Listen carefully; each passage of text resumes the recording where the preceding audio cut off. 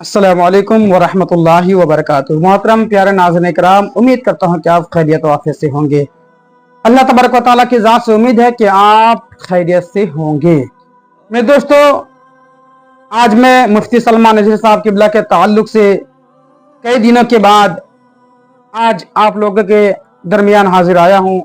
मेरे दोस्तों, देखिए, जैसा कि आप हज़रात को मालूम है कि 8 मई 2024 8 मई को जो है मुफ्ती सलमान नज़ीर साहब किबला के पासा एक्ट के ताल्लुक से सुनवाई थी। तो मेरे दोस्तों, तो 8 मई भी गुजर गई, 8 मई की तारीख गुजर गई, लेकिन कोई सुनवाई नहीं हुई। मेरे दोस्तों, उसके बाद फिर क्या हुआ, आइए आपको मैं सारा कुछ बताऊं। बताने से पहले अगर आपने अभी तक मेरे इस चैनल को सब्सक्राइब नहीं करे हैं तो आप मेरे इस शाहिद अंजुम ऑफिशियल चैनल को जरूर सब्सक्राइब करें, वीडियो को लाइक और शेयर जरूर करें। मेरे दोस्तों, देखिए, 8 मई को जो सुनवाई थी पासा को हटाने के ताल्लुक से, यानी इनके ऊपर जो पासा इम्पोज किया गया है, तो ये पासा इनको जो है इनके ऊपर से हटा दिया जाए, खत्म कर दिया जाए।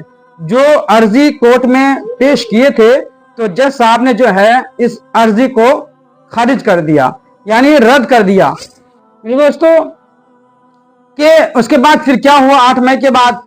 8 मई के बाद यानी 9 मई को 9 मई के मुफ्ती सलमान नज़ीर साहब किबला के जो वकील है, उन्होंने जो है 9 तारीख को अहमदाबाद हाई कोर्ट में उन्होंने ये कहा कि ऐसा है कि मुफ्ती साहब किबला को जो है कुछ दिन के लिए, यानी टेम्परेरी आप जो है उनको रिहा कर दे, टेम्परेरी रिहा कर दे। तो मेरे दोस्तों, उसके बाद फिर क्या हुआ कि जो पासा एक्ट को हटाने के ताल्लुक से जो अर्जी पेश करे थे तो ये तो रद्द हो गया। अब जो है, अब मुफ्ती सलमान नज़ीर साहब किबला का क्या रास्ता है? अब वो कौन सा रास्ता अख्तियार करेंगे? लोग तरह तरह की बातें बनाते हैं। लोग कहते हैं कि वो सुप्रीम कोर्ट पहुंच गए हैं, सुप्रीम कोर्ट पहुंच गए हैं और वहां पे इनके ताल्लुक से कामकाज जारी है। तो मेरे दोस्तों, देखिए, इस ताल्लुक से तो अभी कोई पक्की खबर नहीं आई है कि वहां पहुंच गए हैं, लेकिन हाँ, मुफ्ती साहब के केस को लेकर अब जो है सुप्रीम कोर्ट ही पहुंचना पड़ेगा, सुप्रीम कोर्ट पहुंचना पड़ेगा, क्योंकि अहमदाबाद हाई कोर्ट में इनके पासा एक्ट के जो अर्जी डाले थे जज साहब ने इसको रद्द कर दिए, यानी इसको रद्द कर दिए, खारिज कर दिए। तो मेरे दोस्तों, अब जो है मुफ्ती साहब किबला के वकील जो है कहाँ जाएंगे? सुप्रीम कोर्ट जाएंगे। अब सुप्रीम कोर्ट जाएंगे, वहां जाकर अब अर्जी पेश करेंगे कि जज साहब आप जो है मुफ्ती साहब किबला को रिहा कर दें, इसलिए कि अहमदाबाद हाई कोर्ट ने इनका पासा एक्ट खत्म करने के लिए हमने जो अर्जी डाला था तो वहां के जज साहब ने इसको खारिज कर दिया कि ये पासा अभी इनके ऊपर से नहीं हटाया जाएगा।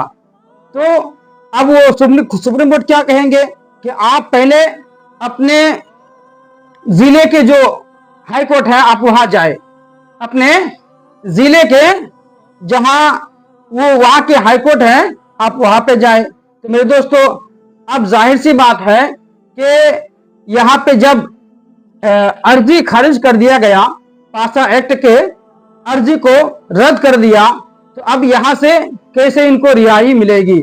अब यहां से यानी अहमदाबाद हाई कोर्ट से रिहाई मिलना इनको जो है बहुत मुश्किल है, क्योंकि अब जो कुछ भी होगा मुफ्ती साहब किबला के ताल्लुक से वो जो है सुप्रीम कोर्ट ही में होगा।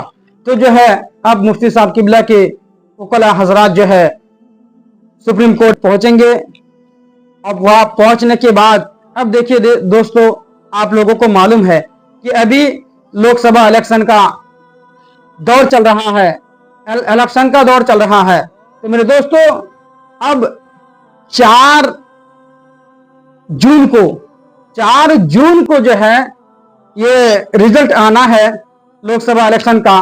तो अब ये तो इतना तो मालूम है, कंफर्म है कि 4 जून से पहले पहले अब कुछ नहीं हो सकता है। मुफ्ती साहब किबला को जो है 4 जून से पहले पहले तक बड़ोदरा सेंट्रल जेल ही में रहना पड़ेगा।